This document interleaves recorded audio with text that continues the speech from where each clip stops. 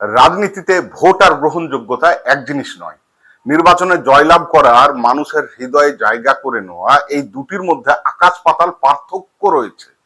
আজকের আলোচনায় আমরা সেই বিষয়টাই বুঝতে বা বোঝার চেষ্টা করব। পশ্চিমবঙ্গে বিজেপি ঐতিহাসিক সাফল্য অর্জন করেছে। দীর্ঘদিনের তৃণমূল শাসনের বা অপশাসনের অবসান ঘটিয়ে তারা সরকার গঠন করেছে।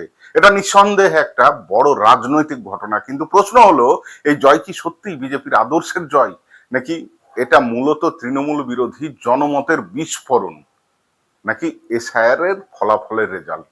এই প্রশ্নের উত্তর খুঁজতে গেলে আমাদের একটু পিছনে ফিরে তাকাতে হবে। 2011 সালের কথা মনে করুন। 34 বছরের বামফ্রন্ট সরকারের পতনের পর যখন তৃণমূল কংগ্রেস ক্ষমতায় এলো, তখন গোটা বাংলার রাজনৈতিক পরিবেশ যেন বদলে গিয়েছিল। রাস্তার মোড়ে মোড়ে তৃণমূলের পতাকা, প্রতিটি গ্রামে গ্রামে শহরে শহরে নতুন নতুন পার্টি অফিস। সন্ধে হলেই কর্মী সমর্থকদের সেই পার্টি অফিসগুলোতে ভিড় লেগে থাকতো। যারা এতদিন প্রকাশ্যে রাজনীতি করতেন না, তারাও তৃণমূলের পতাকার নিচে এসে দাঁড়াচ্ছিলেন। একটা সামাজিক স্রোত তৈরি হয়েছিল। মানুষ মনে করেছিল একটা যুগের অবসান হয়েছে এবং নতুন যুগ শুরু হচ্ছে। আর যদি আরো পিছনে যাই, মানে বামফ্রন্ট যে সময় ক্ষমতায় এসেছিল 1977 সালের, বামফ্রন্ট বিজয় ছিল প্রায় রাজনৈতিক বিপ্লব।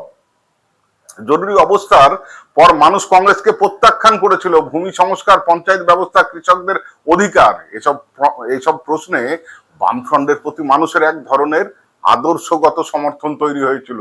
সেই সময় শুধু ভোটে জয় নয়, সমাজের সর্বস্তরের একটা মানসিক পরিবর্তন ঘটেছিল। কিন্তু আজ বিজেপির জয়ের পর আমরা কি সেই দৃশ্য দেখতে পাচ্ছি?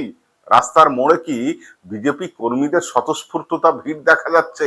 নতুন নতুন পার্টি অফিসে কি কর্মীদের ঢল নামছে? সাধারণ মানুষের মধ্যে কি বিজেপির আদর্শ নিয়ে উচ্ছ্বাস দেখা যাচ্ছে? সত্যি বলতে গেলে খুব বেশি কিন্তু তা দেখা যাচ্ছে না। আর এখানেই লুকিয়ে আছে বর্তমান রাজনীতির সবচাইতে গুরুত্বপূর্ণ প্রশ্ন। বিজেপিকে মানুষ ভোট দিয়েছে, কিন্তু ভোট দেওয়ার মানেই কি বিজেপির আদর্শকে গ্রহণ করেছে আমাদের এই বাংলার মানুষ? আমার মতে একদমই না। পশ্চিমবঙ্গে বিজেপির সাফল্যের সবচাইতে বড় কারণ হলো তৃণমূল বিরোধী ভোটের একত্রিত হওয়া।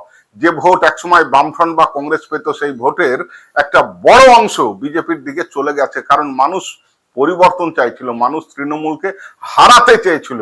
আর যে দলকে সবচাইতে বেশি শক্তিশালী প্রতিদ্বন্দ্বী হিসাবে দেখেছে, তাকেই ভোট দিয়েছে মানুষ।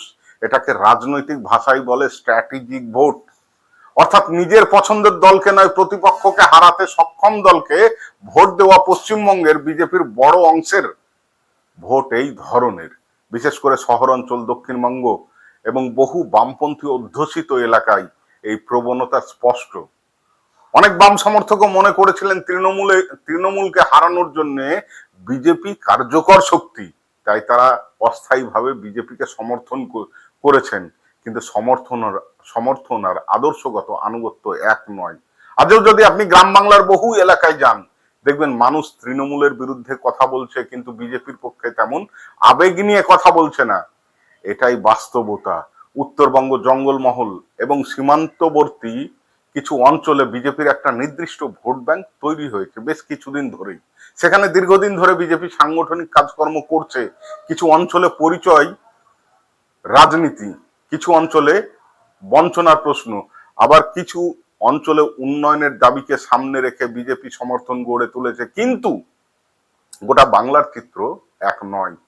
এখনো বহু জেলায় বিজেপির সাংগঠনিক কাঠামো দুর্বল। ভোট আছে কিন্তু কর্মী নেই, সমর্থন আছে কিন্তু সেই রকম কোনো সংগঠন নেই। এই বৈপরীত্য রাজনৈতিক ভাবে খুব গুরুত্বপূর্ণ, কারণ ইতিহাস বলে কেবল ভোট দিয়ে দীর্ঘদিন ক্ষমতা ধরে রাখা যায় না। তার জন্য প্রয়োজন সাংগঠনিক ভিত্তি এবং সামাজিক গ্রহণযোগ্যতা। এখানেই বিজেপির সামনে সবচাইতে বড় চ্যালেঞ্জ। বাংলা সংস্কৃতি, বাঙালির রাজনৈতিক চেতনা বহুদিন ধরে একটা বিশেষ ধারায় গড়ে উঠেছে। রেনেসাঁর ইতিহাস, বিদ্যাসাগর, রামমোহন, রবীন্দ্রনাথ, নজরুল, নেতাজি, বামপন্থী আন্দোলন, শ্রমিক আন্দোলন, কৃষক আন্দোলন, ধর্মনিরপেক্ষ রাজনীতির ঐতিহ্য। এই দীর্ঘ ঐতিহাসিক প্রক্রিয়ার মধ্য দিয়ে বাঙালির রাজনৈতিক সংস্কৃতি তৈরি হয়েছে। বিজেপির জাতীয় রাজনীতির অনেক বক্তব্য এই সাংস্কৃতিক পরিমণ্ডলের সঙ্গে সংঘাতে পড়ে। উত্তরপ্রদেশ বা গুজরাটে যে রাজনৈতিক ভাষা কাজ করে সেটি বাংলায় একইভাবে কাজ করবে এমন কোনো নিশ্চয়তা নেই, বরং বহু ক্ষেত্রে তার উল্টো প্রতিক্রিয়াও দেখা যেতে পারে। এই কারণেই বিজেপির সামনে সাংস্কৃতিক গ্রহণযোগ্যতার প্রশ্নটি অত্যন্ত গুরুত্বপূর্ণ।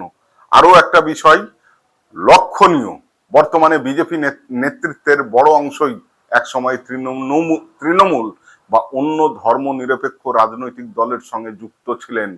মুখ্যমন্ত্রী থেকে বহু গুরুত্বপূর্ণ মন্ত্রী আগে অন্য রাজনৈতিক মতাদর্শে বিশ্বাস করতেন।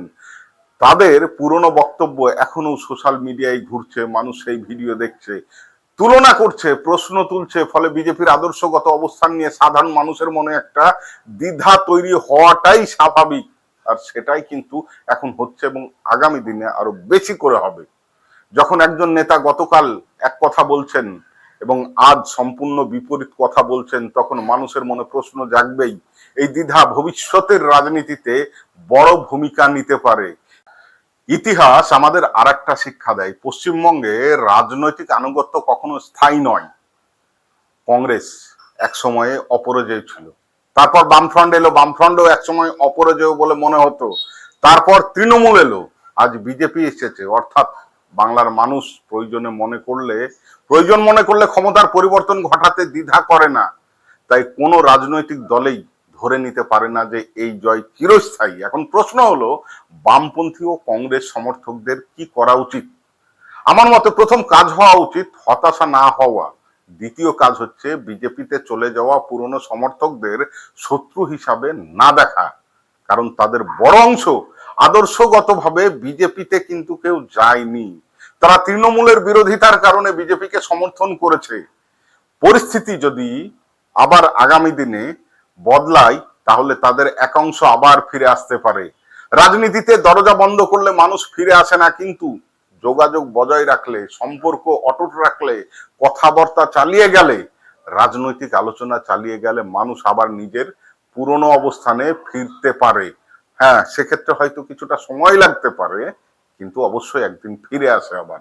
আর যারা বিজেপির পাশে দাঁড়িয়েছে তাদের মধ্যে অনেকেই একসময় বামপন্থী রাজনীতির কর্মী ছিলেন, অনেকেই শ্রমিক আন্দোলন, কৃষক আন্দোলন বা ছাত্র আন্দোলনের সঙ্গে যুক্ত ছিলেন। তাদের সঙ্গে সম্পর্ক ছিন্ন করা মানে ভবিষ্যতের সম্ভাবনাকে নষ্ট করা। রাজনীতি কখনো সরল রেখায় চলে না, ইতিহাস চক্রাকারে ঘোরে। আজকের ভোটার আগামীকালের অন্য সিদ্ধান্ত নিতেই পারে, এবং নিয়েছে বলেই কিন্তু আজকে পরিবর্তন হচ্ছে। আজকের সমর্থক আগামীকালে সমালোচক হতে পারে, আর আজকের পরাজিত শক্তি আগামীকালে আবার উঠে দাঁড়াতে পারে। তাই যারা মনে করছেন সব শেষ হয়ে গেছে, তাদের বলবো রাজনীতিতে কিছুই শেষ হয় না। মানুষের অভিজ্ঞতা, বাস্তবতা এবং রাজনৈতিক চেতনা প্রতিনিয়ত বদলায়। বিজেপির সামনে এখন সবচাইতে বড় পরীক্ষা হলো, তারা কি তৃণমূলের বিরোধী ভোটকে নিজেদের স্থায়ী ভোটে রূপান্তরিত করতে পারবে?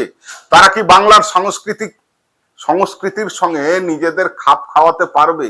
তারা কি কেবল বিরোধিতার রাজনীতি ছেড়ে ইতিবাচক সামাজিক ভিত্তি গড়ে তুলতে পারবে? এই প্রশ্নগুলোর উত্তরেই আগামী দিনের রাজনীতির নির্ধারণ করবে। আবার বামপন্থী গণতান্ত্রিক ও ধর্মনিরপেক্ষ শক্তির সামনে কাজ হলো মানুষের সঙ্গে সম্পর্ক বজায় রাখা, সাংগঠনিকভাবে শক্তিশালী করা এবং নতুন প্রজন্মের কাছে নিজেদের রাজনৈতিক গ্রহণযোগ্য ভাবে গড়ে তোলা। কারণ অঙ্ক বলছে রাজনীতিতে শূন্যস্থান কখনো স্থায়ী থাকে না। যে ভোট তৃণমূলের বিরুদ্ধে গিয়েছে, সেই ভোট আবার নতুন সমীকরণেও তৈরি করতে পারে। তাই ধৈর্য ধরুন, মানুষের সঙ্গে থাকুন, আলোচনা চালিয়ে যান। ইতিহাসের চাকা এখনো থেমে যায়নি। আর বাংলার রাজনীতিতে আমরা বরাবর শিখিয়েছি, যা অসম্ভব মনে হয় অনেক সময় সেটাই বাস্তব হয়ে ওঠে।